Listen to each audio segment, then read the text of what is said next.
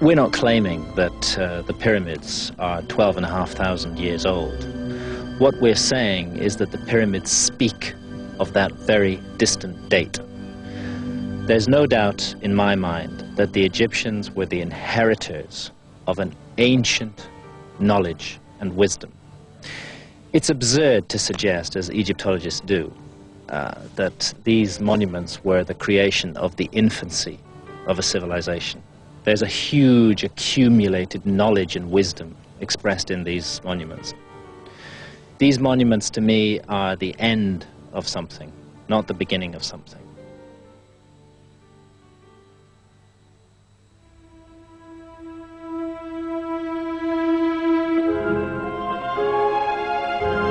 To me, this almost impossible engineering feat conveys one clear message.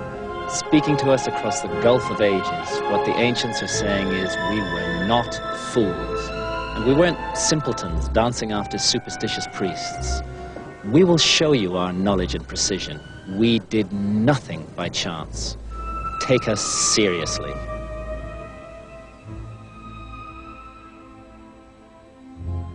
As far as the new investigators are concerned, this is a message being sent by more than just the pyramids. On the Giza Plateau in the shadow of the pyramids lies a weather-beaten monument that has the body of a lion and the head of a man. Carved out of natural rock, there is no exact way of deducing how long it's been here. It is the Sphinx. Egyptologists insist it was made 4,500 years ago, when the three Great Pyramids were built. Others say the Sphinx was actually built 8,000 years before the pyramids, at a time when no civilization capable of its construction should have existed. All these people, they come by for a day or two to the plateau, and they come by with a theory, and they publish it. The theory has to be crazy. The theory has to be fantastic, because if you make a fantastic theory, you will make money and you will be famous. Many theories like this has been said about the Sphinx, but all of it gone with the wind, because we Egyptologists have a solid evidence to state that the Sphinx is dated to the time of Khafre, the builder of the second pyramid at the Giza Plateau. Money isn't the issue here. I've been doing this for 20 years without making a bean out of it. We've got to get to the bottom of this. The issue is to find the truth, and we require several disciplines to find out what all this is all about. I don't think that Egyptology is up to the task at all. To come to a site like this with a one-dimensional view, a narrow perspective, and to claim that through that narrow funnel we can interpret this site is a grave disservice to humanity, because it's prevented other disciplines from exercising their intelligence here.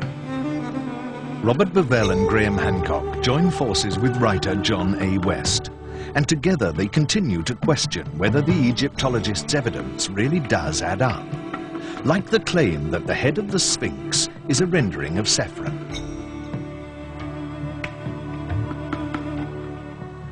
Frank Domingo, a forensic artist, also joins the debate. Working with the New York Police Department, he's an expert in identification and is asked to compare the face of the only known statue of saffron with that of the Sphinx. His conclusion? The two faces are not even from the same race. After reviewing all the measurements, angles, and proportions, it's my conclusion that the Great Sphinx of Giza is not the same individual represented in the statue of the pharaoh Khafre. Despite the controversy, independent investigators are not surprised by this discovery. John West has some outlandish theories of his own about the Sphinx. Now you look at the head, you see that it's in much better condition than the body. Even though the head is cut of a much harder limestone, the difference between the condition of the head and the condition of the body is extreme. Perhaps even more important, the head is disproportionately small. Seen especially from the air, you see that the body of the Sphinx is long and flattened out, and the head almost looks like a pinhead stuck on the top of it. This, to us, is an indication that the head has been recarved. In other words, the head is not original to the Sphinx. At some point, in its long history, the head was redone. The investigators have no doubt that the entire Giza Plateau served as some kind of map of the stars as they appeared in the skies in 10,500 BC. Standing at Giza, the ancient astronomers faced an uninterrupted 360-degree horizon, which invited observations of the rising points of the sun and the stars. Another direction also drew their attention, the north-south line dividing the sky directly above their heads, and they observed the stars as they crossed this line. In 10,500 BC, when the 3 stars of Orion's belt crossed this line, they did so in a pattern that is exactly matched by the pattern of the 3 pyramids on the ground. They claim the Sphinx is in fact an astronomical marker of the vernal equinox. But again, not as it would have appeared in 2500 BC when the Sphinx was supposedly built. When the Sphinx is supposed to have been built, 2500 BC, the sun rose in the constellation of Taurus. It would have been utterly absurd for a pharaoh to have built an equinoctial marker in the form of a lion in that epoch.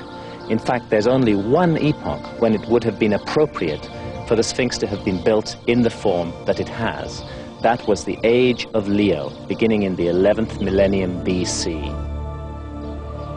Every 2,000 years or so, a new astrological age begins as a different constellation appears behind the sun. The last time there was an age of Leo was 12,000 years ago. Robert Bauval explains. At this special time in 10,500 BC, the sun would rise due east, directly in line with the Sphinx, at the rising of the constellation of Leo. Here comes the constellation of Leo breaking over the horizon.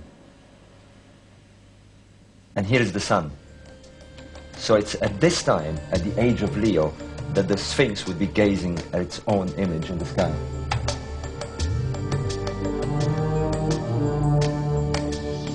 But if that isn't enough, there's more. Why is the Sphinx offset to the right of the main east-west axis of this pyramid, and why is that causeway sloping to the south of east? The ancient pyramid builders did nothing by chance. So what's the significance of this curious offset?